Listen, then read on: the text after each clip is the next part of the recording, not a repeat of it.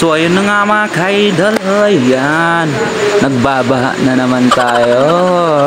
Yan ang problema rito, pag malakas ang ulan, naiipon agad yung tubig. Ayan o, ayan o. Ayan, grabe, daming mga talon. Mga talon na nga nangyayari dyan mga ka-idol. Grabe, lakas ng ulan. Tingnan nyo naman kasi.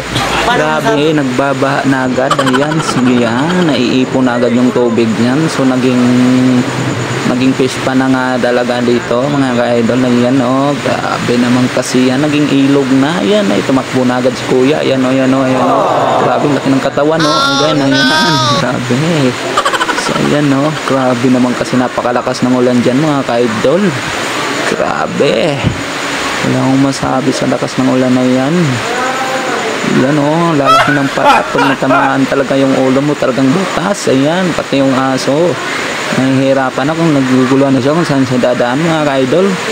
Ayan, ang lakas ng ulan, grabe. Ayan o, ayan, magsasahurin yung ulan na. Ayan, dalawang ate o, ayan o, tuwang-tuwa pa sila sa lakas ng ulan. Grabe, kahit nababasa na, tuwang-tuwa pa. Grabe naman kasi yan mga ka-idol, lalong lumakas oh. Grabe naman yan. Yan, ang sarap sana dito, kaso ang lamig. Nanginginig nga ako dyan sa lamig mga ka-idol. Grabe naman kasi yan, ang bilis naman kasi ng baha. Itong problema dito kasi mga ka-idol, pag umulan talagang ganyan mangyayari, nagiging ilog na dyan. Ayan oh, grabe naman kasi yan, ang bilis. Wala pang 5 minuto yan mga ka-idol. Ayan, pupuno na. Yan o, may tumatagos pag galing sa taas yan, bumababa rito, kaya naipon talaga. Ang lupit naman kasi.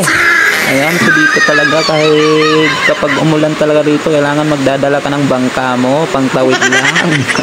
Magiging ilog na kasi yan talaga. Ayan o, grabe naman yung ulan o. Ayan mga ka-idol o. So ayan, wala talaga akong masabi dyan.